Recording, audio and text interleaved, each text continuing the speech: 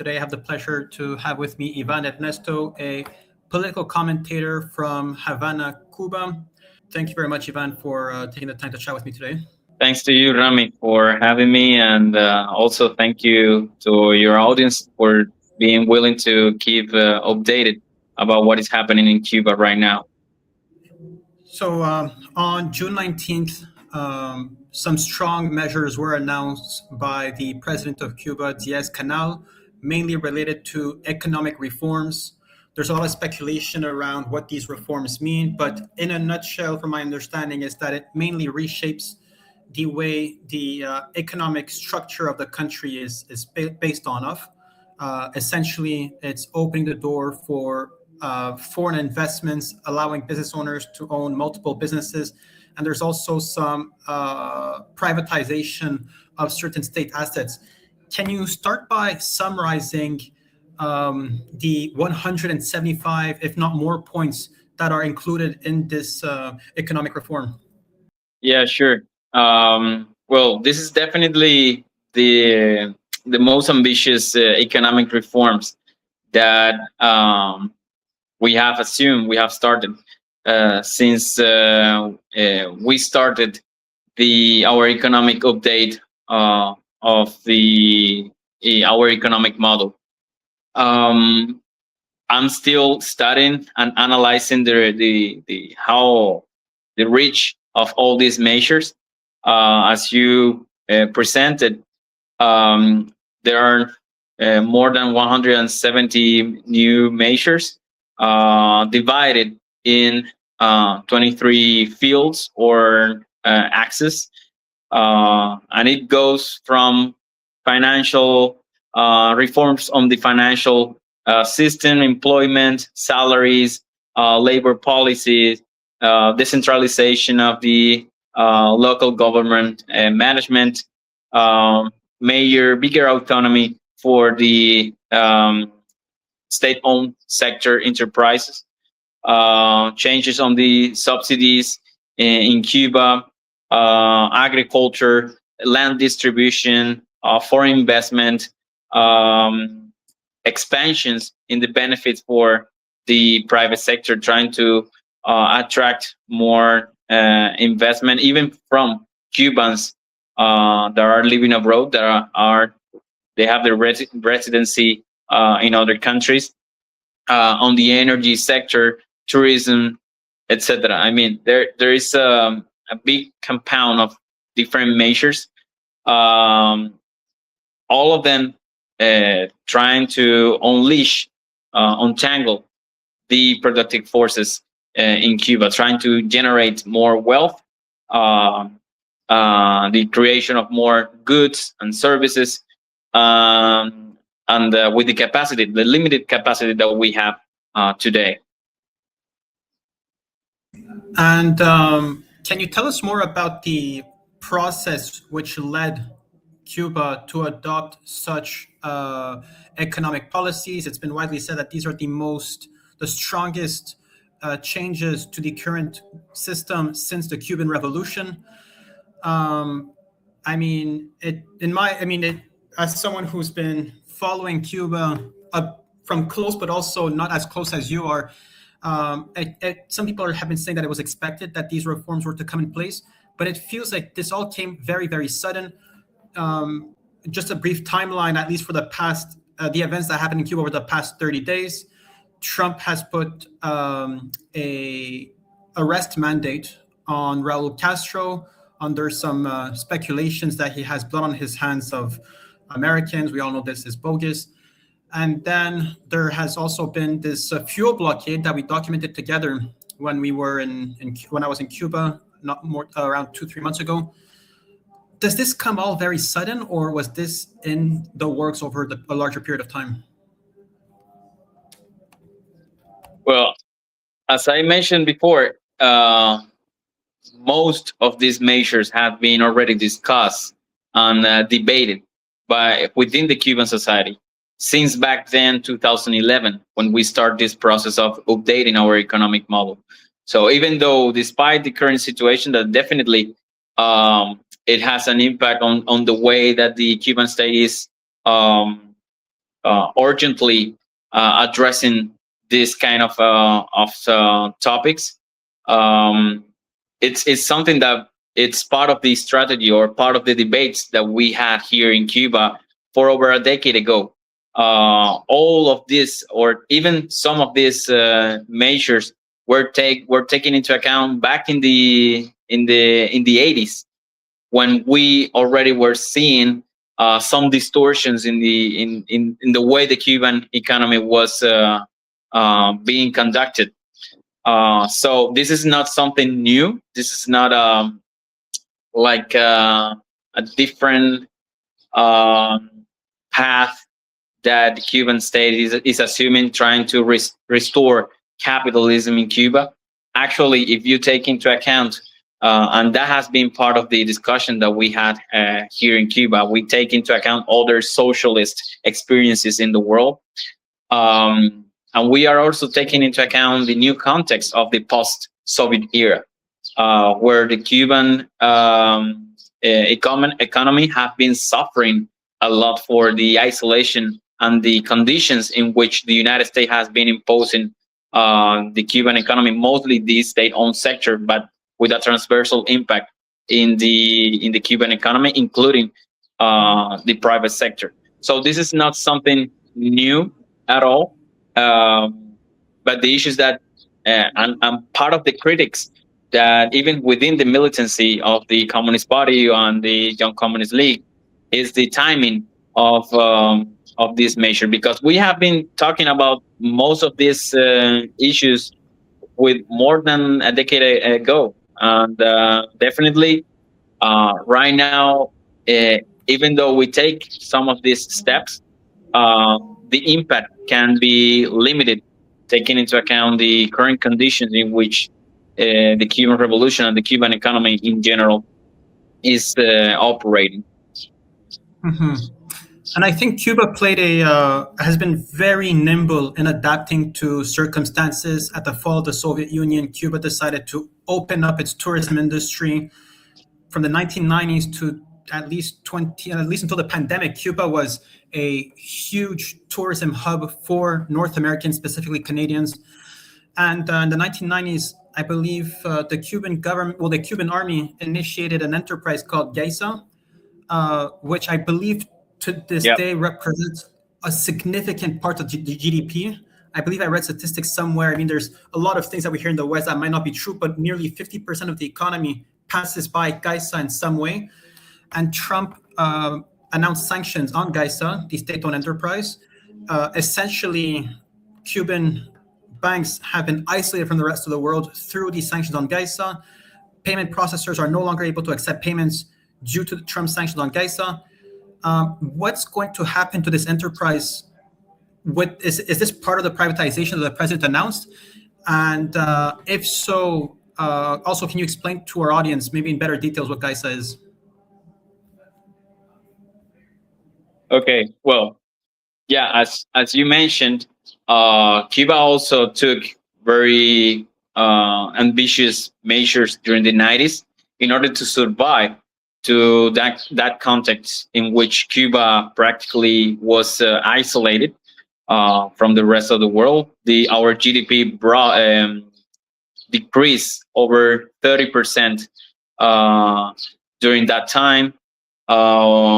The more than 80% of our international partners collapsed after the collapse of the Soviet Union and the Eastern socialist bloc.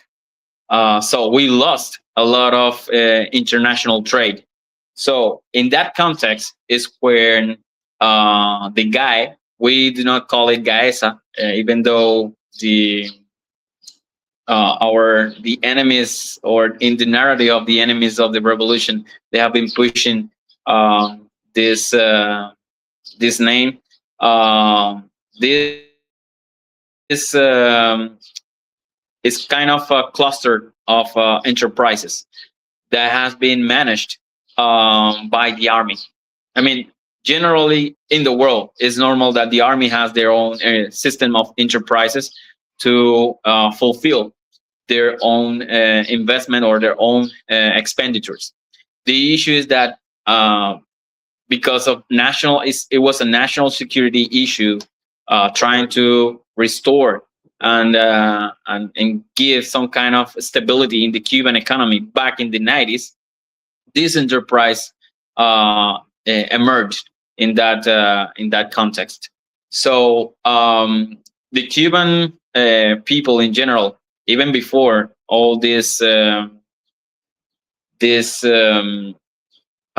situation in which the United States has been trying to push this narrative that guy has been using a lot of funds without taking into account the Cuban people and etc. Actually, what has been happening is totally the opposite. The GAE enterprise, the cluster of different enterprises that comprehend GAE, has been critical for the stability of the Cuban economy, and they have been conducting that role or addressing that role in a very discretional way because of the sanctions that the United States has been put against our country. So it's not that they not only fulfill the expenditure of the military sector in Cuba, but they also have a critical impact in the Cuban economy in general. And of course, people, even myself, we have been critical about the discretional way in which they use several funds. The funds, they are not even auditable by the Contralor of the Cuban Republic. They have their own Contralor and respond specifically to the leadership of the revolution, because it's something very it has to be in a very secret way, and we understand that. I think if the United States lift all the sanctions, all the coercive measures against Cuba, of course this kind of enterprises shouldn't exist anymore. So, but we have been critical in the way that maybe you cannot say we are doing some business with certain international actor, but you can at least say from these funds that we have generated from our enterprises, we are funding certain projects in Cuba. We are funding the acquisition of certain medicines or certain food for certain project, or for the basic box of goods that the Cuban families receive monthly, etc. By the way, that's something that will change in this with these new measures. We are intended not to subsidy products, but subsidize persons or families in more vulnerable conditions. So that's the purpose of the GAE. It's something that the Cuban people knew about. It's not something secret. There have been a lot of lies about the funds, the amount of wealth that this enterprise managed, and it's only with the intention to push, this narrative that, and it's very, how to say, paradoxical, that the United States is saying that an enterprise is working for an elite and is not taking into account the necessities of the people. That's what actually the United States cluster of enterprises and the bureaucrat system in the United States has been doing for centuries. But it's paradoxical that they use this kind of arguments against this enterprise in Cuba, using a lot of lies, using a lot of distortion and misinformation. But it's something that the Cuban people have been criticizing in a different way. As I mentioned to you, we understand the discretional way in which the cluster has to operate in order to evade or hinder or look for alternative with all this hostility on behalf of the United States. But at the same time, we consider that this enterprise can provide some information about where they put those funds for, or what are the benefits of those funds that they can make. I mean, it's understandable that the guy needs to operate sometimes in clandestine ways to bypass sanctions around 20, 40 kilometers away from a nuclear power. But we also don't talk about the Pentagon and how their funds are not audited, and they're not. I mean, and they have, I think, $1 trillion Exactly. that they cannot track, and it's not because they're trying to bypass sanctions. It's probably because that money's ending in the pockets of some Exactly. terrorist groups in Syria. Exactly. It's very hypocritical, and it's all aligned to all these media platforms that all the time are trying to distort and lie about the situation in Cuba, and of course push this kind of narrative, and many people buy it. Mm-hmm.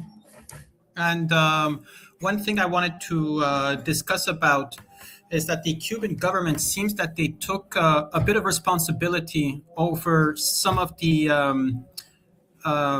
economic, let's just say, mishaps over mismanagement.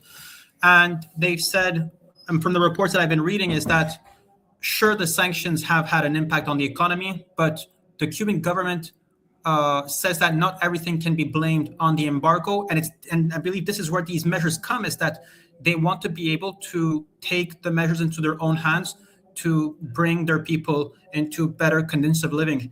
Do you have that same pulse, or is this something that we've that got lost in translation, reaching North American news? No, definitely the Cuban government, not from now. I mean, they have been recognizing several mistakes that have been during the management of the mostly economy. They have committed certain mistakes. They have occurred several distortions. There have been some inertia to change what have been applied in not and not getting the best result of that. And the Cuban government has been very open to this kind of critics. I have been also have been critic with the government in those terms.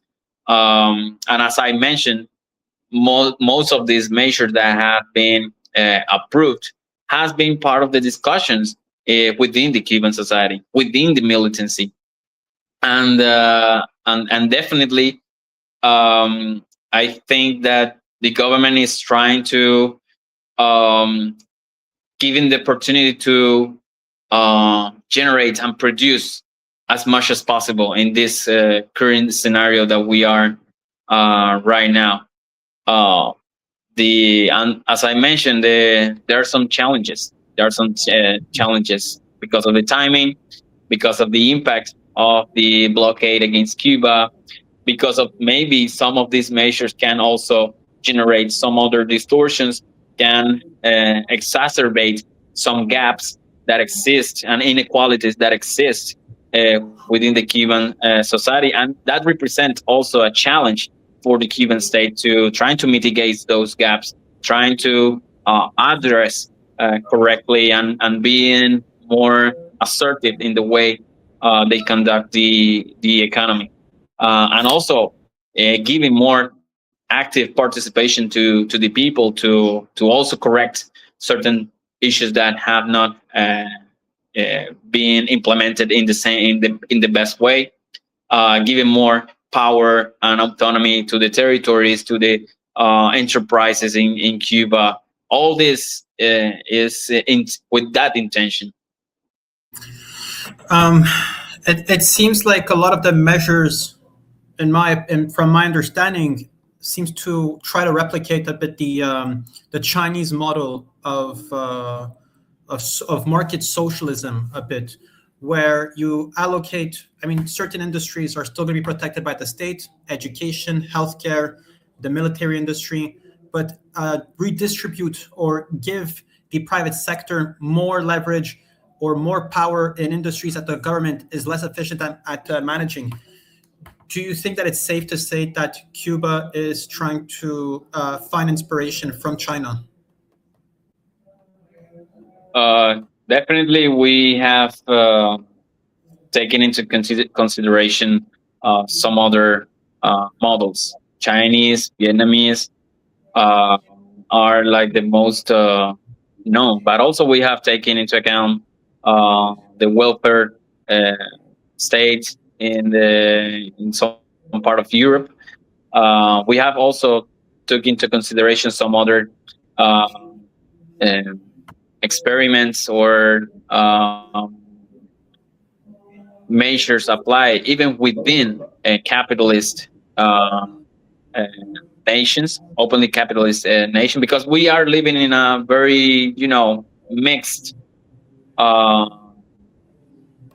system in which, and that's what socialism is where the new model that is willing to burn uh, is does not have all the objective conditions for being prosperous, but at the same time, you have to work with the uh, uh, with elements of the old model, which is capitalism, that you are trying to separate. Uh, um, and that's what socialism is: back and forward, back and forward. Maybe I can establish some kind of symmetry with the new economic policy in the during the Soviet in the Soviet Union after by Lenin, where he mentioned that we have to take a step back to move forward with a with a more, like more um, stronger basis to advance. And of course, as I mentioned, that comes with challenges. Uh, we are not even China. We are not even Vietnam. That they are uh, over 10K miles away from the United States.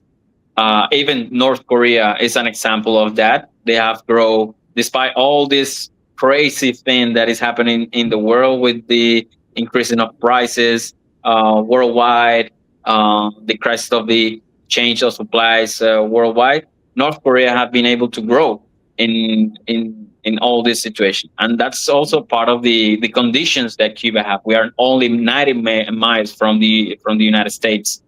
Uh, and in a context, in a regional context in which they are turning to the right dangerously, in a context also when our neighbors, our good neighbors, or saying in putting some words, are also reluctant, or they have to pledge to the American policy towards the region, because the only ship of oil that we have received with fuels, sorry, that we have received from December, the latest days of December, was only one, came from Russia, uh, and we are supposed to get by this time over 50 uh, shipment of fuel to Cuba.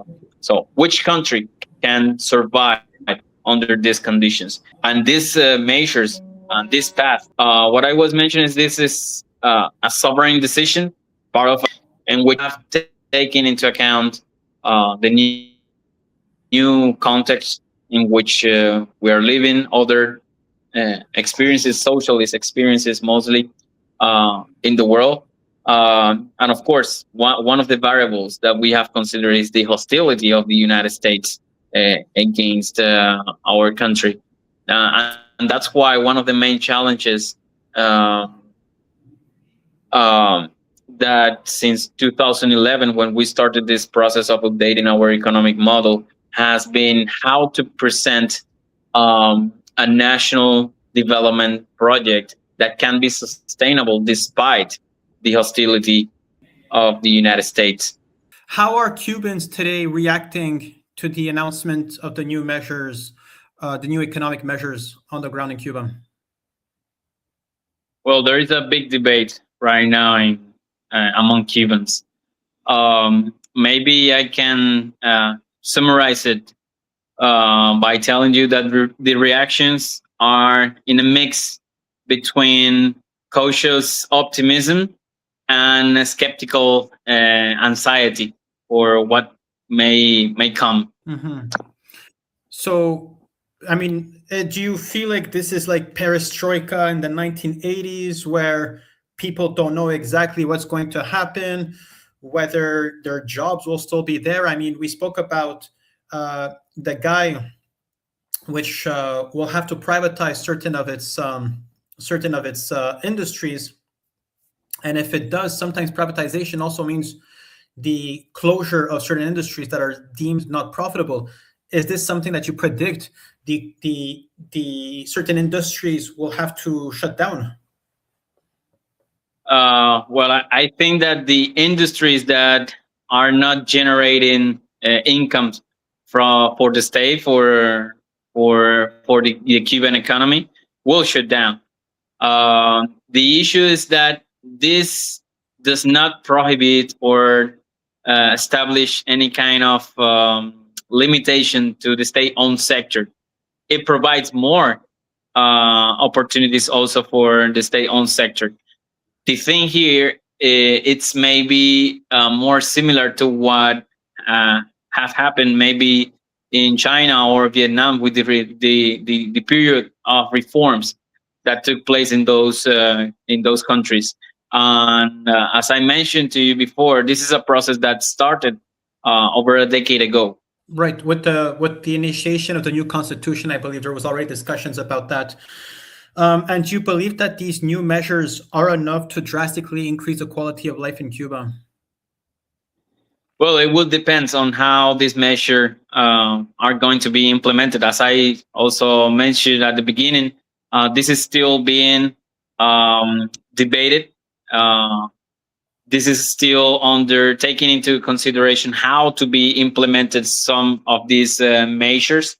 And it also will come with some risk and with some challenges for the state in the way not only to apply them, but also if any distortion, anything that is not in the aspiration of the country that goes wrong, to eradicate them and try to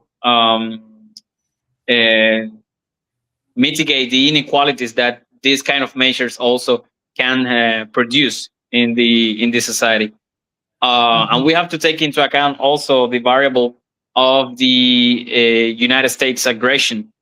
They have been targeting also the private sector in Cuba, so they do not hide in order to prevent Cuba to achieve a successful economic project that can bring prosperity for the Cuban people. So they will try to cut any possibility for our country to present this kind of sustainable and prosperous project of development.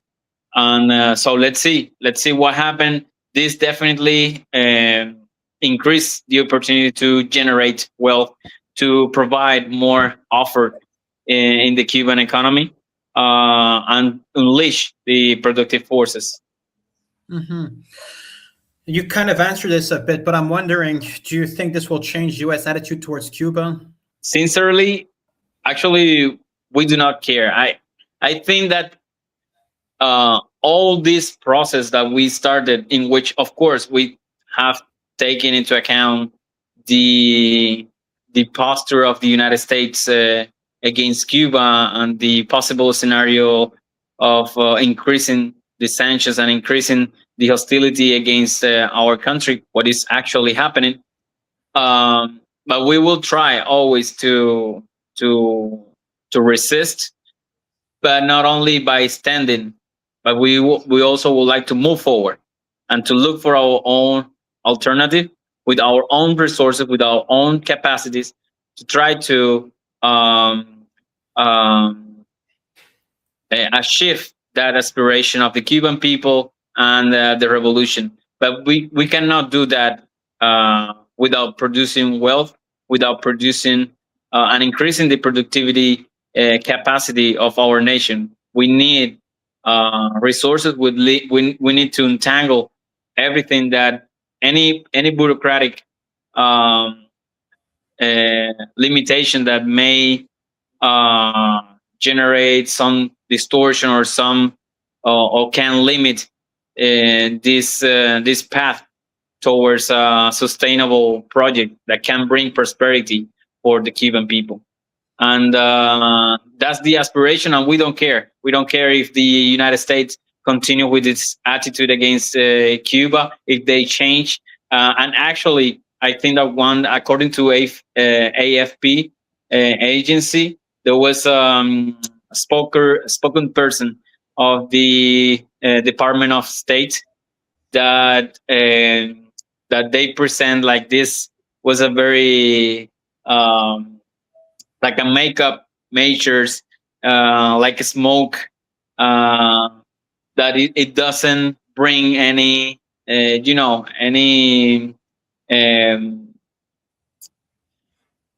any tangible change or any strong change on the Cuban control over the economy. So they, and even less with an administration that have as a Department of the State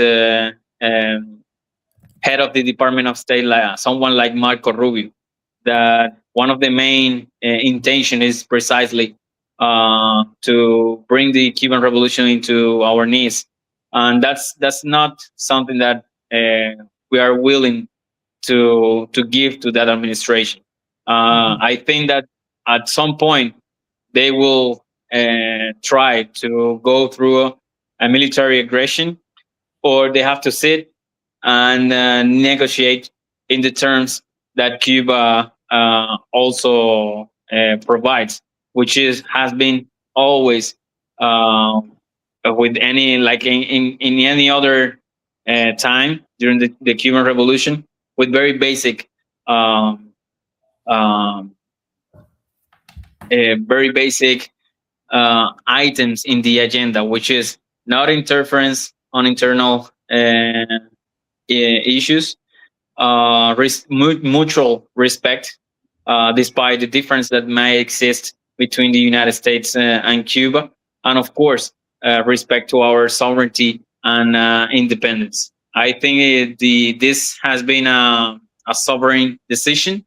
As I told you, part of an over a decade debate and discussion in which we have taken into account the new context of this post-Soviet era, the other socialist experiences that have happened in the world, and of course, where the hostility of the United States has been something that we have considered.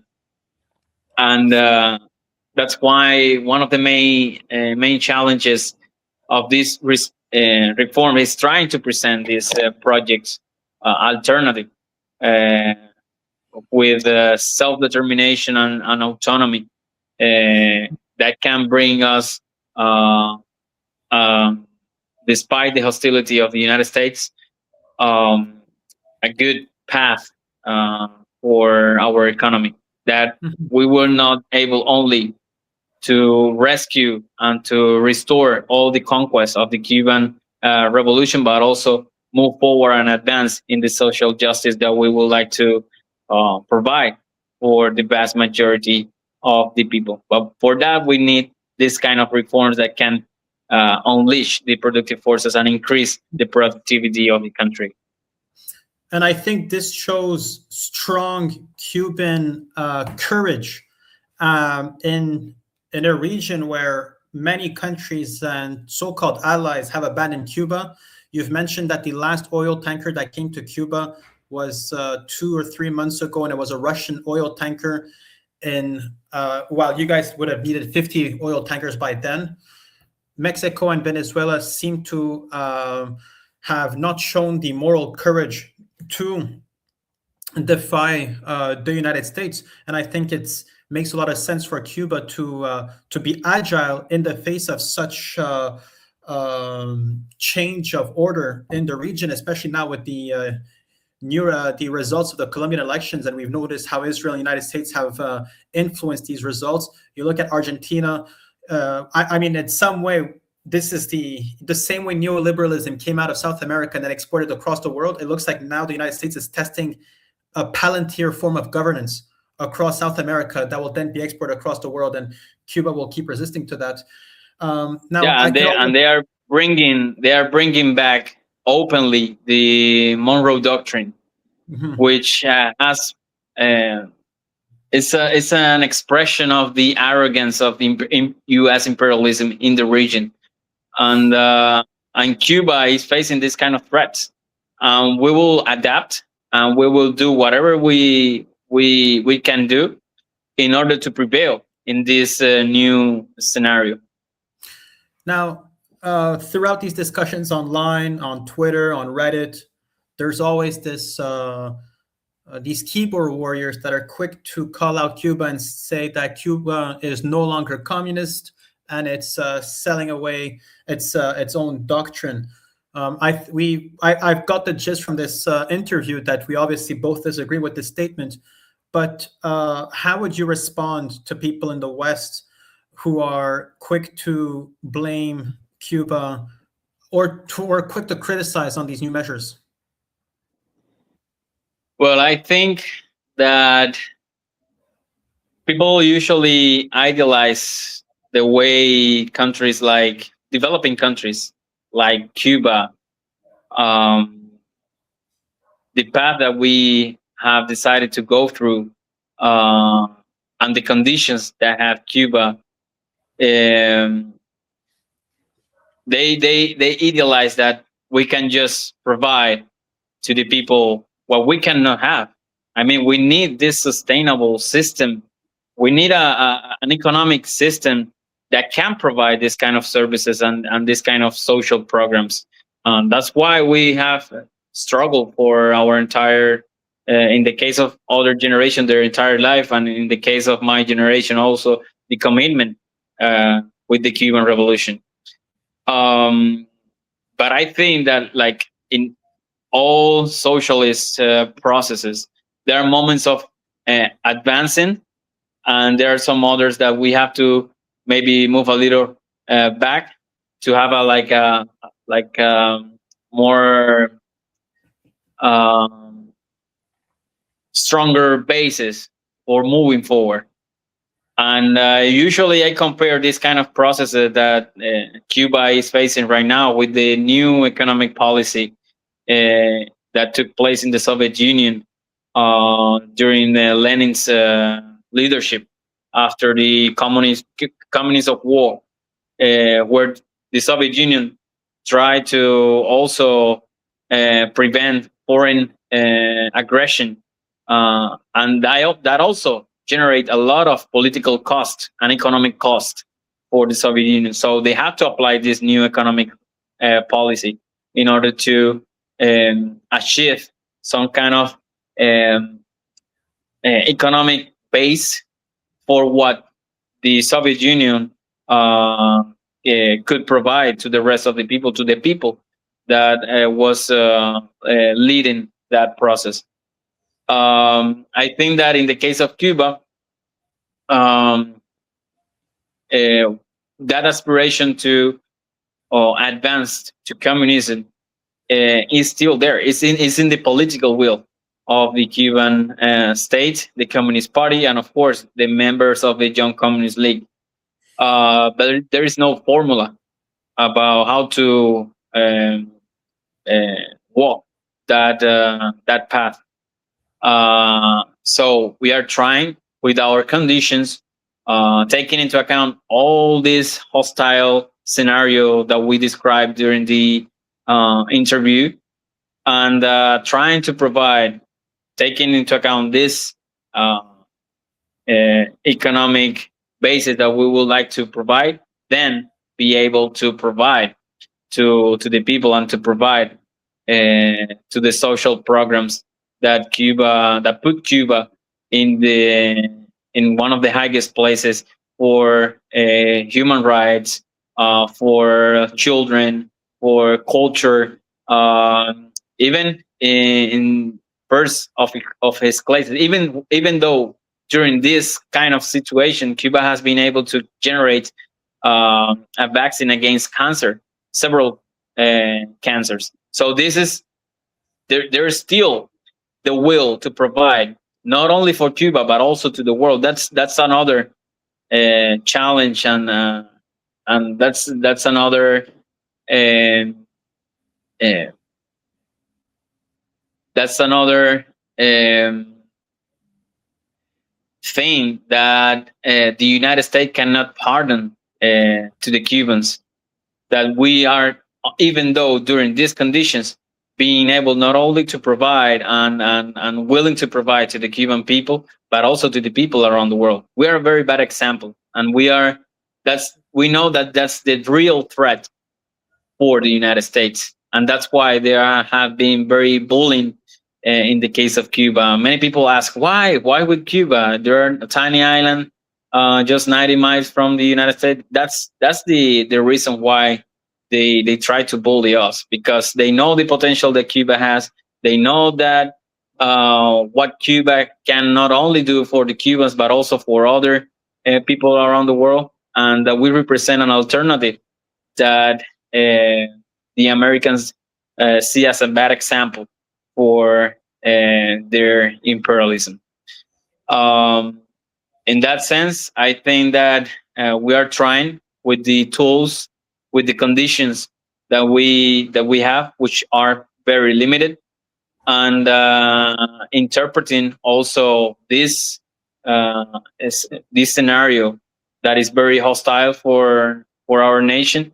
We're trying to survive. We're trying to survive, and we're trying to not only resist but also to try to advance and provide more social welfare to the Cuban people. That during the last 5 years we have been living in a very uh, experiencing a very difficult economic crisis. So we need to react, and we need to do so for the benefit of the Cuban people, for the benefits of those who need more assistance on behalf of the states, but also for the political organization to provide this kind of support to the most vulnerable in our nation. So it's a duty, it's a commitment that we need to change, we need to reform in order to move forward, not only resist but also to um, provide. Absolutely. And I think that if you're going to promise free education, free healthcare, then it has to be free education of quality, and we need to improve the quality of life of our people.